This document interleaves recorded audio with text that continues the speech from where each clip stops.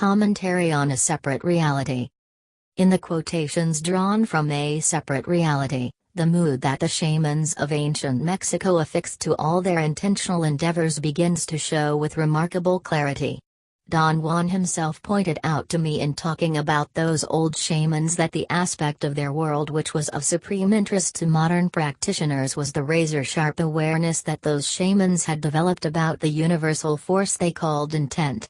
They explained that the link each of those men had with such a force was so neat and clean that they could affect things to their heart's content. Don Juan said that the intent of those shamans, developed to such a keen intensity, was the only aid modern practitioners had.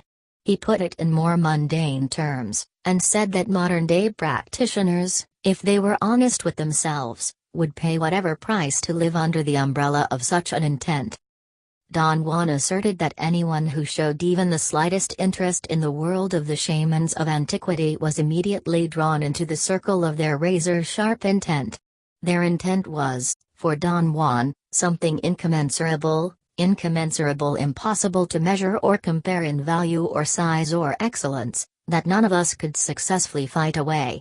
Besides, he reasoned, there was no necessity to fight away such an intent because it was the only thing that counted.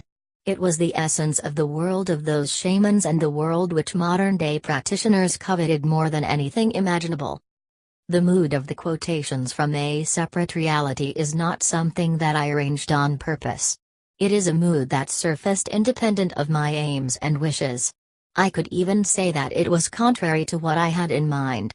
It was the mysterious coil of the wheel of time hidden in the text of the book that had suddenly been activated, and it snapped into a state of tension, a tension that dictated the direction of my endeavors. At the time of writing A Separate Reality, as far as my feelings about my work were concerned, I could truthfully assert that I thought that I was happily involved in doing anthropological fieldwork. My feelings and thoughts were as far away from the world of the shamans of antiquity as anything could be. Don Juan had a different opinion. Being a seasoned warrior, he knew that I couldn't possibly extricate myself from the magnetic pull that the intent of those shamans had created. I was drowning in it, whether or not I believed in it or wished for it. This state of affairs brought about a subliminal anxiety on my part. It was not an anxiety I could define or pinpoint, or was even aware of. It permeated my acts without the possibility of my consciously dwelling on it, or seeking an explanation. In retrospect, I can only say that I was deadly afraid, although I couldn't determine what I was afraid of.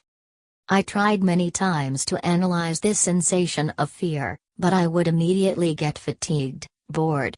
I would instantaneously find my inquiry groundless, superfluous, and I would end up abandoning it. I asked Don Juan about my state of being. I wanted his advice, his input. "You're just afraid," he said. "That's all there is to it. Don't look for mysterious reasons for your fear. The mysterious reason is right here in front of you within your reach.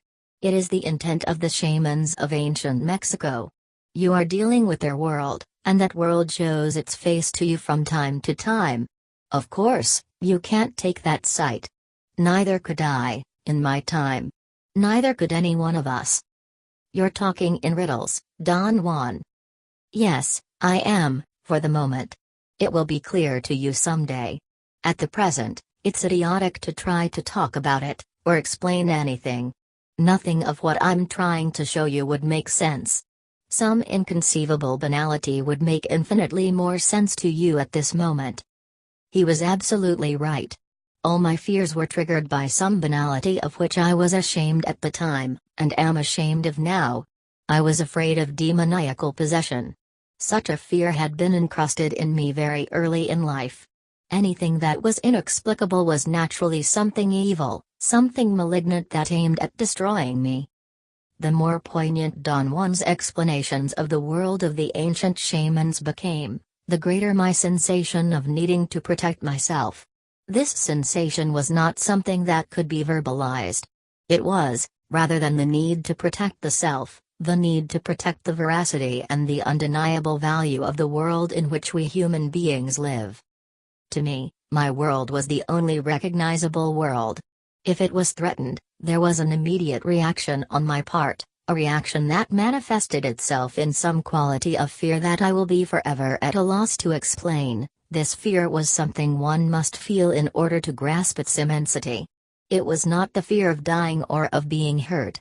It was, rather, something immeasurably deeper than that. It was so deep that any shaman practitioner would be at a loss trying even to conceptualize it. You have come, in a roundabout way, to stand directly in front of the warrior, Don Juan said. At that time, he emphasized to no end the concept of the warrior. He said that the warrior was, of course, much more than a mere concept.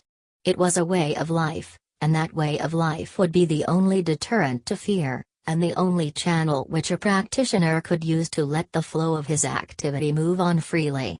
Without the concept of the warrior, the stumbling blocks on the path of knowledge were impossible to overcome. Don Juan defined the warrior as the fighter par excellence. It was a mood facilitated by the intent of the shamans of antiquity, a mood into which any man could enter. The intent of those shamans, Don Juan said, was so keen, so powerful that it would solidify the structure of the warrior in anyone who tapped it, even though they might not be aware of it. In short, the warrior was, for the shamans of ancient Mexico, a unit of combat so tuned to the fight around him, so extraordinarily alert that in his purest form, that he needed nothing superfluous to survive.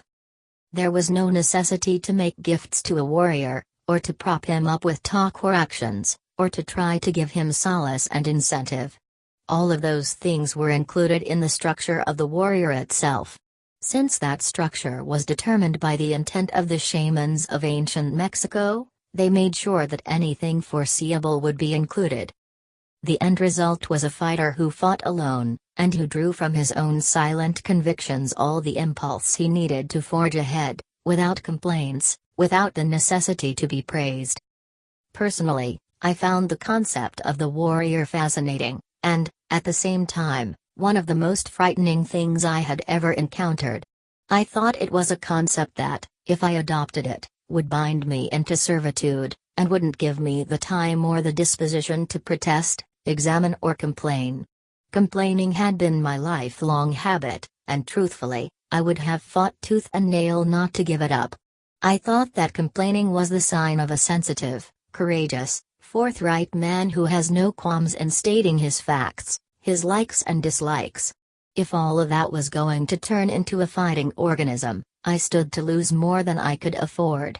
These were my inner thoughts.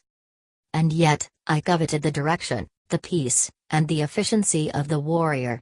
One of the great aids that the shamans of ancient Mexico employed in establishing the concept of the warrior was the idea of taking our death as a companion, a witness to our acts. Don Juan said that once that premise is accepted in whatever mild form, a bridge is formed which extends across the gap between our world of daily affairs, and something that is in front of us, but has no name, something that is lost in a fog, and doesn't seem to exist, something so terribly unclear that it cannot be used as a point of reference, and yet, it is there, undeniably present. Don Juan claimed that the only being on earth capable of crossing over that bridge was the warrior, silent in his struggle, untameable because he has nothing to lose, functional and efficacious, efficacious marked by qualities giving the power to produce an intended effect, because he has everything to gain,